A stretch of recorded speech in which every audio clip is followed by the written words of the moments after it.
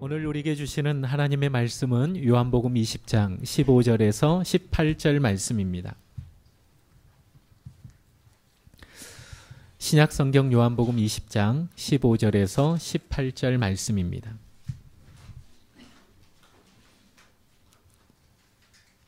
신약성경 183면에 있습니다. 요한복음 20장 15절에서 18절 말씀을 우리 함께 교독하도록 하겠습니다. 제가 먼저 15절을 읽도록 하겠습니다. 예수께서 이르시되 여자여 어찌하여 울며 누구를 찾느냐 하시니 마리아는 그가 동산지기인 줄 알고 이르되 주여 당신이 옮겼거든 어디 두었는지 내게 이르소서 그리하면 내가 가져가리이다.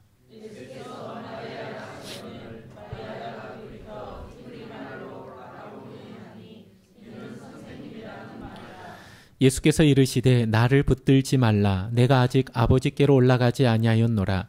너는 내 형제들에게 가서 이르되 내가 내 아버지 곧 너희 아버지 내 하나님 곧 너희 하나님께로 올라간다 하라 하시니 막달라 마리아가 가서 제자들에게 내가 주를 보았다 하고 또 주께서 자기에게 이렇게 말씀하셨다 이르니라. 아멘. 우리는 지난 부활 주일에 예수님의 무덤을 향해 이른 아침 아직 어두울 때 무덤으로 달렸던 막달라 마리아를 살펴보았습니다. 예수님의 무덤을 향해 달린 것은 사랑이었습니다. 막달라 마리아가 주님을 사랑했기에 이른 아침 아직 어두울 때에 무덤가로 달렸던 마리아의 모습을 보았습니다.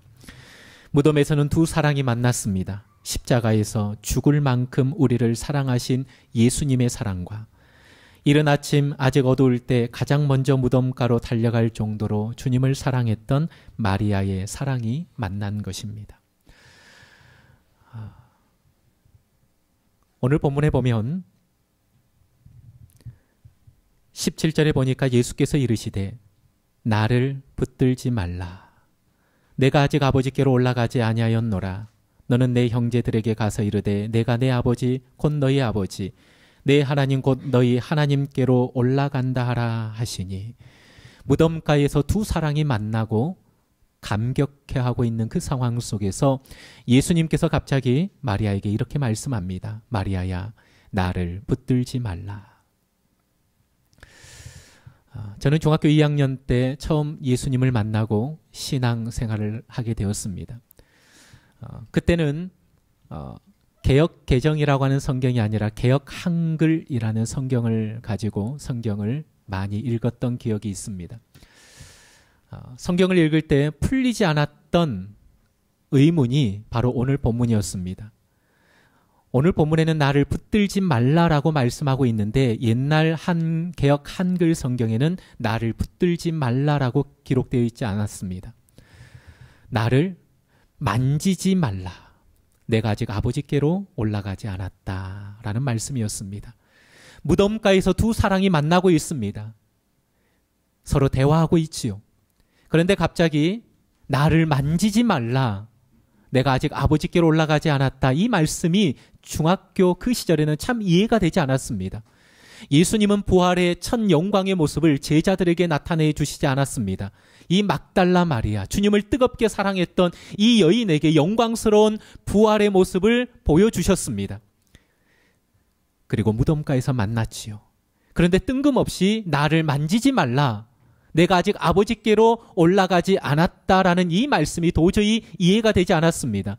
부활의 영광의 모습을 보여주셨는데 왜 주님이 나를 만지지 말라? 이건 코미디 같다라는 느낌을 저는 받았기 때문입니다. 그런데 개정 성경에는 나를 붙들지 말라 원문에 조금 더 가깝게 표현해 놓았습니다. 그런데 여러분 나를 붙들지 말라라는 이 말씀을 원어적으로 더 자세히 표현한다면 이렇습니다. 나를 붙잡아 두려고 하지 말아라. 나를 붙들고 늘어지지 말아라. 이 뜻입니다. 나를 붙잡아 두려고도 하지 말고 나를 붙들고 늘어지려고도 하지 말아라. 이 뜻이었습니다. 사실 예수님을 붙잡아 두고 싶었던 마리아의 마음이 충분히 이해가 됩니다. 예수님이 십자가에서 죽으신 후 예수님을 따르던 제자 공동체는 산산조각이 나버렸습니다. 제자들은 뿔뿔이 흩어져 버렸고 모든 희망은 물거품처럼 사라져 버렸습니다. 빈 무덤을 바라보는 마리아는 절망 가운데 울고 있었습니다. 그런데 그 주님이 부활하셨고 마리아 앞에 지금 서 계신 겁니다. 얼마나 기뻤겠습니까? 그리고 마리아는 예수님을 붙들고 눈물로 호소하였을 것입니다. 주님, 다 끝장나 버렸습니다. 제자들은 다 흩어져 버렸습니다. 지금 예루살렘이라고 하는 이 도시는 공포의 도시가 되어버렸습니다. 우리에게는 소망이 없습니다. 주님이 계셔야만 이 상황을 해결할 수 있습니다. 마리아는 지금 이 상황을 주님만이 해결하고 수습할 수 있다라고 생각하며 주님을 붙들었던 것입니다. 그런데 예수님은 마리아에게 자신을 붙들고 있는 손을 지금 놓으라고 합니다. 나를 더 이상 붙들고 늘어지지 말라라고 주님이 말씀하고 있는 것입니다. 상황적으로 보면 마리아는 예수님을 붙드는 것이 맞습니다. 주님만이 해결하실 수 있기 때문에 주님을 붙들어야 되는 것입니다. 그런데 주님은 네가 붙들고 있는 손을 놓아라 라고 말씀합니다. 이유가 무엇일까요? 성령이 오셔야 하기 때문입니다. 붙들고 있는 손을 놓으라는 겁니다. 성령이 오셔야 되기 때문에 네가 붙들고 있는 손을 놓아야 내가 올라가고 그 다음 성령이 이 땅에 오시기 때문이다. 주님은 십자가에 돌아가시기 전에 제자들에게 성령에 대해서 끊임없이 언급하셨습니다. 요한복음 16장 7절 말씀을 우리 함께 같이 읽도록 하겠습니다. 시작. 그러나 내가 너희에게 실상을 말하노니 내가 떠나가는 것이 너희에게 유익이라. 내가 떠나가지 아니하면 보혜사가 너희에게로 오시지 아니할 것이요 가면 내가 그를 너희에게로 보내리니. 아멘. 내가 떠나가지 아니하면 보혜사가 너희에게로 오시지 아니할 것이다. 성령이 너희에게 오시지 않을 것이다 라고 주님이 말씀하고 있습니다. 또 한 절을 읽어볼까요? 16장 13절입니다. 시작. 진리의 성령이 오시면 그가 너희를 모든 진리 가운데로 인도하시리니 그가 스스로 말하지 않고 오직 들은 것을 말하며 장래 일을 너희에게 알리시리라. 아멘. 진리의 성령이 오시면, 성령이 오시겠다라고 말씀하고 있습니다. 그러나 하나의 전제 조건이 무엇입니까? 내가 가야지. 내가 떠나가야지. 진리의 성령이 오시면 너희를 모든 진리 가운데로 이끌어 낼 것이고 내가 한 그 일보다 더 큰 역사를 너희가 이룰 것이다라고 주님이 말씀하고 있습니다. 나를 붙들지 말아라. 내가 떠나가야 진리의 성령이 이 땅에 오실 것이다 라고 말씀하고 있습니다. 요한복음 4장에 보면 예수님이 사마리아 여인과 대화하시는 장면이 나옵니다. 사마리아 여인과 대화하시면서 예수님은 자기 자신을 친히 이렇게 말씀하십니다. 우리 다 같이 한번 같이 읽도록 하겠습니다. 시작. 예수께서 대답하여 이르시되 이 물을 마시는 자마다 다시 목마르려니와 내가 주는 물을 마시는 자는 영원히 목마르지 아니하리니 내가 주는 물은 그 속에서 영생하도록 솟아나는 샘물이 되리라. 아멘. 이 물을 먹는 자마다 다시 목마르려니와 내가 주는 물을 마시는 자는 영원히 목마르지 아니하리니 내가 주는 물은 그 속에서 영생하도록 솟아나는 샘물이 되리라. 예수님은 자기 자신을 친히 샘물로 말씀하고 있습니다. 누구든지 목마르거든 내게로 와서 마시라. 타는 목마름의 갈증이 해결될 것이다. 너희 안에 새 생명이 일어나게 될 것이다. 주님이 말씀하셨습니다. 믿습니까? 예수님은 우리 인생의 생명이 되십니다. 우리의 영혼의 목마름을 해결하실 수 있는 분이 바로 예수 그리스도이심을 믿으시기 바랍니다. 그런데 요한복음 7장에는 예수님 말고 성령에 대해서 또 이렇게 말씀하고 있습니다. 우리 다 같이 읽도록 하겠습니다. 시작. 명절 끝날 곧 큰 날에 예수께서 서서 외쳐 이르시되 누구든지 목마르거든 내게로 와서 마시라. 나를 믿는 자는 성경의 이름과 같이 그 배에서 생수의 강이 흘러나오리라 하신지라. 이는 그를 믿는 자들이 받을 성령을 가르쳐 말씀하신 것이라. 할렐루야. 그 배에서 생수의 강이 흘러나오리라. 여러분, 예수님은 예수님 자신을 샘물로 요한복음 4장에 말씀하셨습니다. 그런데 요한복음 7장에는 장차 그들이 받을 성령에 대해서 그 배에서 생수의 강이 흘러나오리라 말씀합니다. 예수님 자신을 샘물로 그리고 성령을 강으로 표현하고 있는 것입니다. 여러분, 샘물과 강은 물이라는 면에서는 다를 것이 없습니다. 그러나 분량과 역사하는 차원에서는 분명한 차이가 있습니다. 기억하십시오. 목마름을 해결하고 생명을 얻기 위해서는 시원한 샘물만 있으면 됩니다. 그러나 강은 흘러가는 곳에서 생명이 소생하는 역사를 일으킵니다. 믿습니까? 새로운 문명이 만들어지고 새로운 도시가 세워지는 역사가 바로 강을 통해서 이루어진다는 겁니다. 예수님께서 마리아에게 나를 붙들지 말라라는 것은 바로 이런 내용입니다. 기억하십시오. 마리아야, 너는 나를 통해서 구원받고 새 생명을 얻게 되었단다. 그러나 구원받고 생명을 얻은 것으로 끝나는 것이 너의 인생이 아니란다. 네가 지금 나를 통하여서 영원한 생명수를 마시고 새 생명을 얻었는데 그것으로 너의 인생이 끝나는 것이 아니라는 것을 주님이 말씀하고 있습니다. 마리아야, 너의 인생은 세상으로 흘러가야 된다. 세상으로 흘러가서 생명을 소생케 하는 역사를 너를 통해서 내가 이루겠다. 새로운 문명을 만들고 새로운 하나님의 나라를 이루고 만드는 것, 이것이 바로 너의 인생을 향한 나의 목적이란다. 그러기 위해서는 내가 가고 성령이 와야 되는데 나를 붙들지 말아라. 생명의 역사, 문명을 만들고 하나님의 나라를 이루는 역사는 내가 가고 성령이 이 땅에 오셔야만이 너를 통해서 수많은 제자들을 통해서 이 아름다운 역사가 이루어질 것이다. 할렐루야. 나를 놓으라는 겁니다.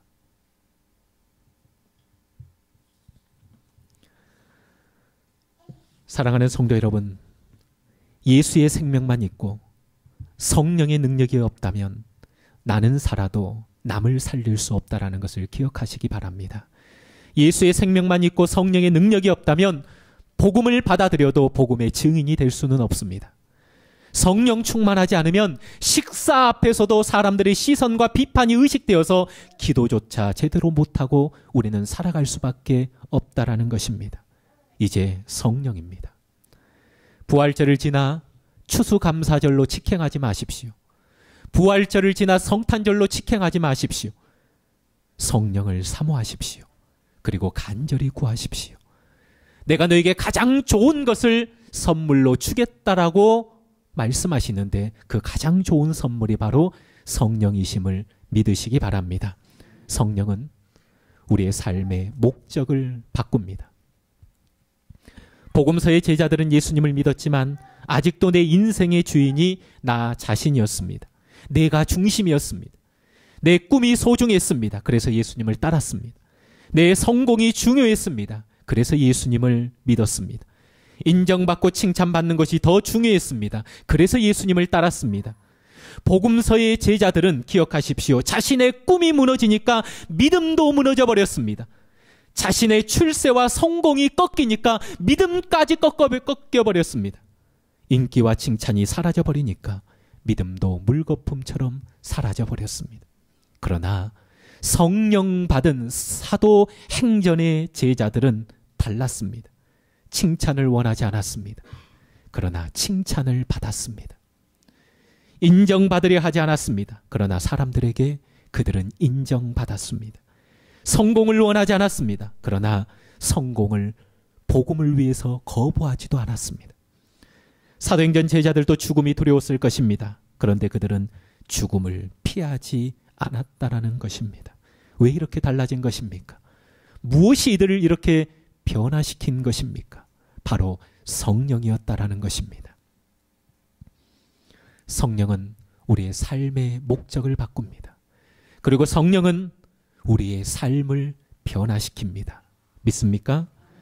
영국 웨일즈의 성령의 역사로 말미암아 부흥이 일어났을 때 제일 큰 은혜를 받은 것이 바로 당나귀였다라고 합니다. 뭐였다고요? 그 전에는 사람들이 화가 나면 화풀이로 당나귀를 때렸습니다. 부부싸움을 해도 누가 맞아요? 당나귀가 맞았고, 욕을 먹어도 당나귀가 동네북처럼 맞았다고 합니다. 그런데 사람들이 성령 받고 충만해지니까 가장 먼저 당나귀를 때리는 일이 없어졌다고 합니다. 오히려 당나귀를 쓰다듬어 주면서 회개하고 축복 기도해 주는 일이 일어났다고 합니다.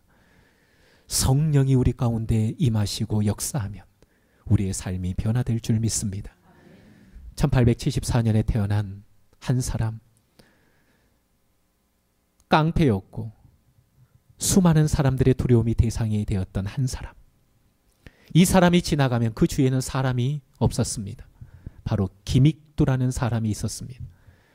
그런데 이 사람이 성령 받고 예수를 만나고 난 이후에 하나님 앞에 헌신하며 목회의 길을 걸어가게 됩니다.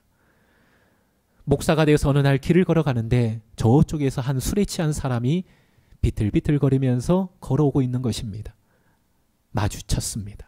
그런데 이 술 취한 사람이 지나가다가 그 김익두 목사님을 어깨로 툭 치는 겁니다. 누구야? 하면서 김익두 목사님인 것을 못 알아보고 화가 나서 한 대 치고 두 대 치고 세 대 치고 계속 맞고 있었죠. 깡패 출신이라서 맷집이 좋았던 모양입니다. 계속 맞다가 또 맞고 또 맞다가 이 사람이 때리면서 술이 깬 거예요. 그리고 누구를 알아봤습니까? 이분이 김익두구나. 알아보고 사시나무 떨듯 벌벌 떱니다. 그 자리에서 무릎을 꿇고 나는 죽었구나. 살려주세요. 빌었을 때 이분이 유명한 말을 하죠. 예수는 내가 믿고 복은 당신이 받네요. 예수는 내가 믿고 복은 당신이 받네요. 그리고 보내줬다고 합니다. 예수 믿기 전이었다면, 성령 받기 전이었다면 맞고 있었겠습니까? 그러나 예수를 만나고 성령 충만하니까 그 복이 상대방에게까지 흘러가는 역사가 일어나게 되는 것입니다. 사랑하는 성도 여러분, 우리의 삶을 바꾸는 것은 성령이 임해야, 성령 충만함을 받아야 우리의 삶이 변화되고 바뀌게 될 줄 믿습니다. 사랑하는 성도 여러분, 성령을 사모하십시오. 성령을 갈망하십시오. 구약시대에 하나님의 종 엘리야라고 하는 종이 있었습니다. 기적을 일으키는 종이었습니다. 갈멜산에서 바알과 아세라를 섬기는 제사장들 850명을 불러들이면서 너희가 믿는 신이 정말로 신인가, 내가 믿는 하나님이 참된 신인가 맞짱을 떴던 위대한 선지자였습니다. 하늘에서 불을 내렸던 선지자, 죽은 자를 살렸던 선지자, 수많은 기적을 일으켰던 이 선지자 엘리야가 사명을 마치고 하나님께로 불리움을 받는 그 순간 그의 제자 한 사람 엘리사가 스승을 따라다닙니다. 요단가로 가면 요단강으로 따라갔고 베델로 올라가면 베델로 올라갔고 그가 가는 곳곳마다 스승 엘리야를 따라갔습니다. 스승 엘리야가 묻습니다. 네가 원하는 것이 무엇이냐? 네가 내게 구하는 것이 무엇이냐? 엘리사는 당신에게 임했던 그 능력, 죽은 자를 살렸던 그 능력이 내게 임하기를 원합니다라고 구하지 않았습니다. 나에게도 그런 기적이 있게 해달라고 구하지 않았습니다.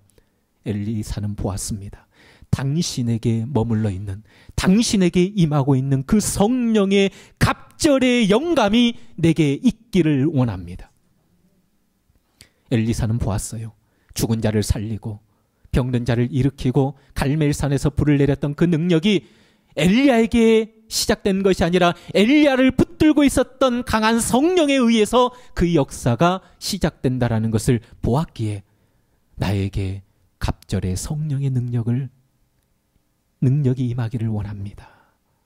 사랑하는 성도 여러분, 이 시대는 성령의 시대입니다.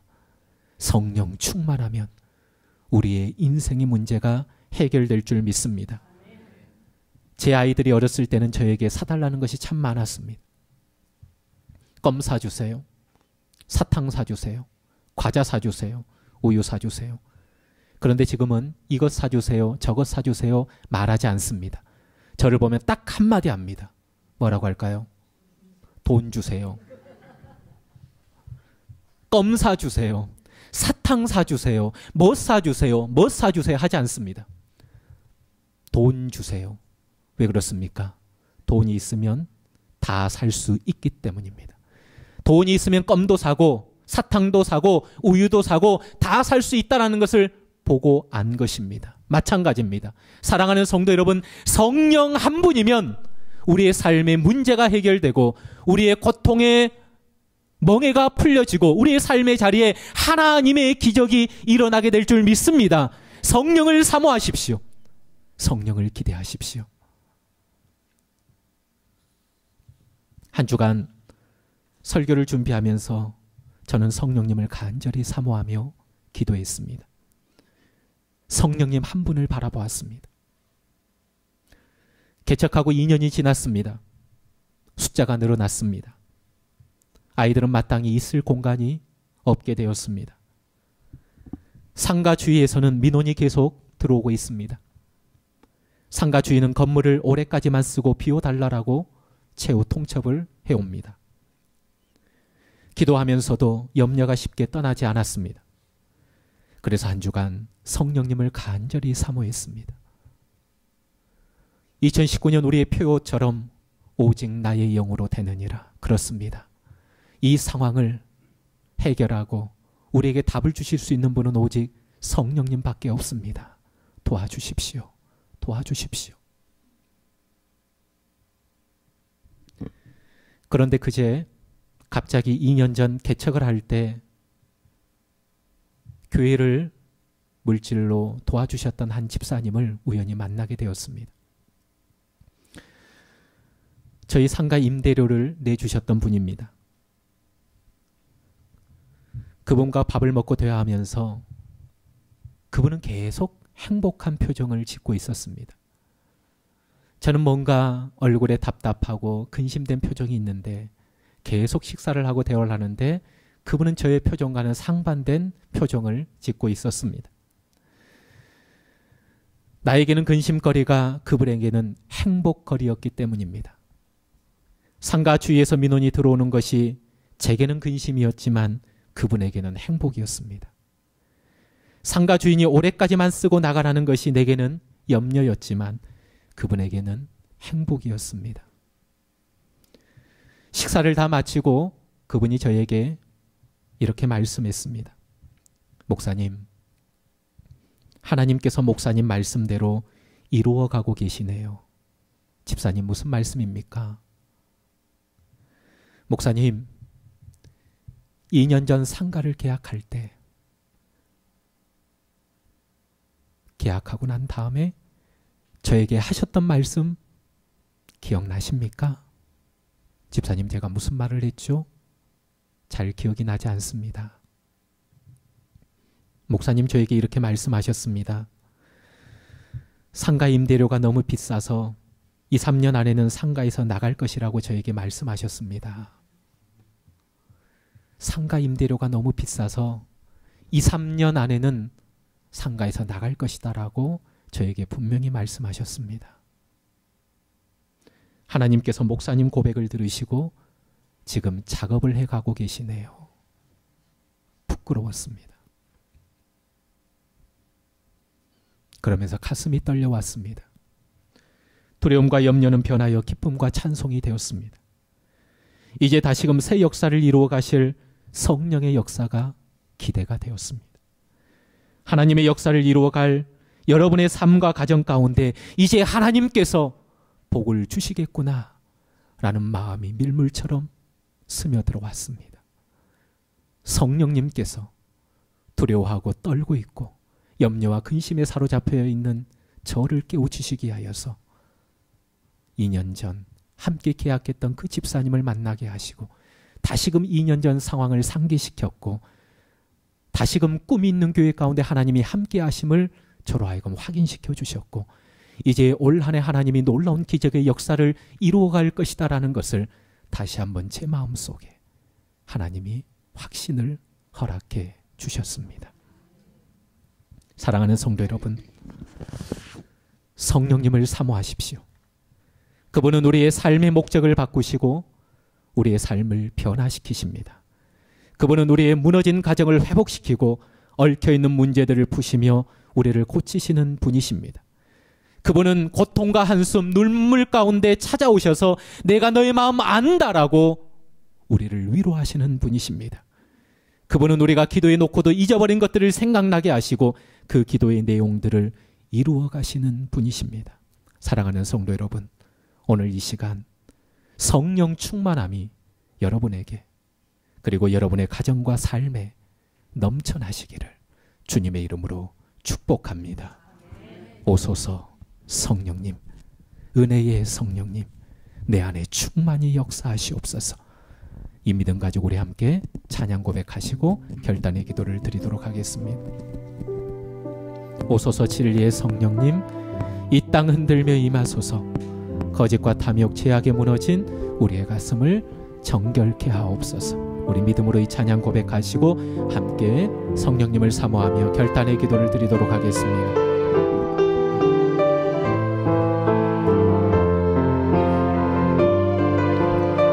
오소서 진리의 성령님, 오소서 진리의 성령님, 이 땅 흔들며 임하소서. 거짓과 탐욕, 죄악에 무너진 우리 가슴 정케 하소서. 오소서 은혜의 성령님, 오소서 은혜의 성령님, 하늘 가르고 임하소서. 거룩한 불꽃 하늘로서 임하사 타오르게 하소서. 주 영광 위에 풍의 불길 타오르게 하소서. 진리의 말씀 이 땅 새롭게 하소서. 은혜의 강물 흐르게, 은혜의 강물 흐르게 하소서. 성령의 바람 이 땅 가득 불어와 흰 옷 입은 주의 순결한 백성, 주의 영광 위에 이제 일어나 이 열방을 치유하며 행진하는 이 영광의 그날을 주소서. 풍의 불길 타오르게 하소서. 풍의 불길 타오르게 하소서. 진리의 말씀 이 땅 새롭게 하소서. 은혜의 강물 흐르게 하소서. 성령의 바람 이 땅 가득 불어와 흰 옷 입은 주의 순결한 백성, 주의 영광 위에 이제 일어나 이 열방을 치유하며 행진하는 이 영광의 그날을 주소서.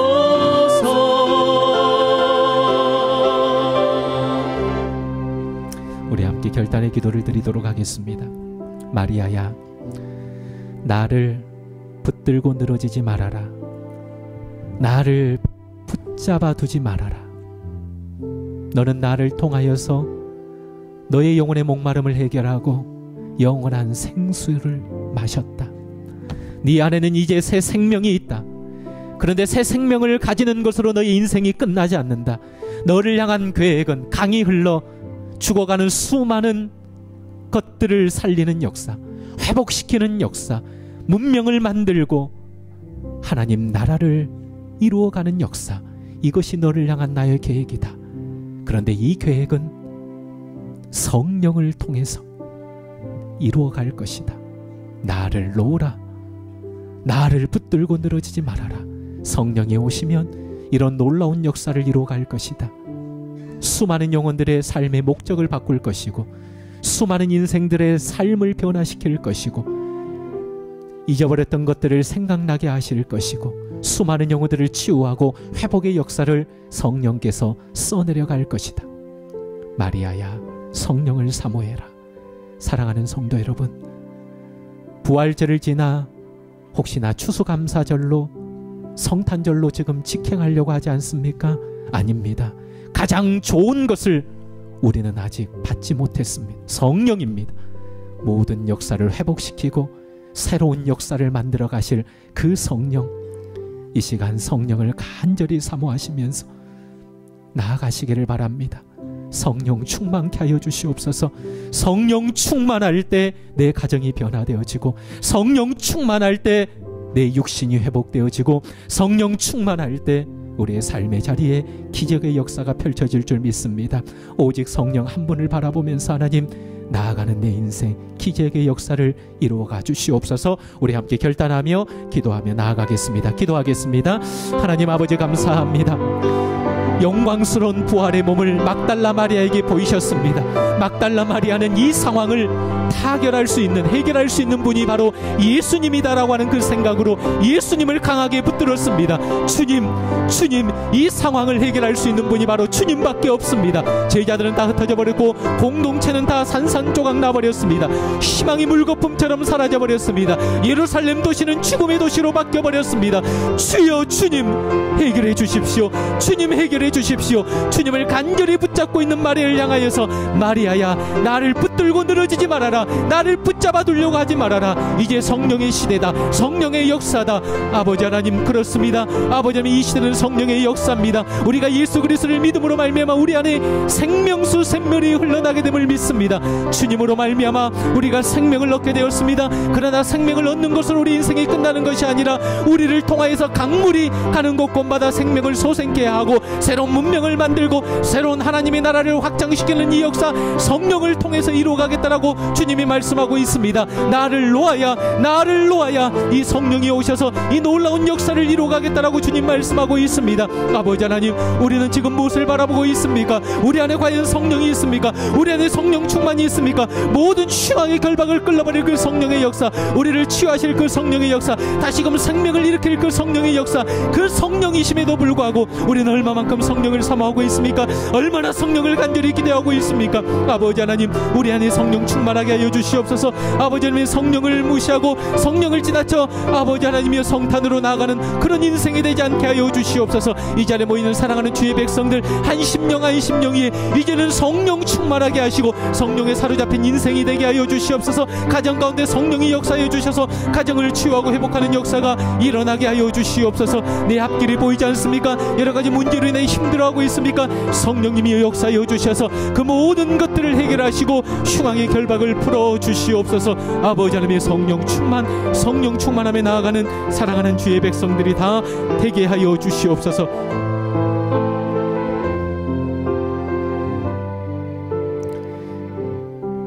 예수 그리스도를 알게 하시니 감사합니다. 예수 그리스도를 믿게 하시니 감사합니다. 예수님으로 인하여서 우리는 새 생명을 얻었습니다. 주님 감사합니다. 그러나 예수의 생명만 있고 성령의 능력이 없다면 나는 살아도 남을 살릴 수 없습니다. 예수의 생명만 있고 성령의 능력이 없다면 복음은 받아들여도 세상 속에서 복음의 증인은 될 수 없습니다. 성령 충만하지 않으면 식사 앞에서도 사람들의 시선과 비판이 의식되어 기도조차 제대로 못하고 우리는 살아갈 수밖에 없습니다. 주님, 성령님을 간절히 사모합니다. 성령 충만하기를 원합니다.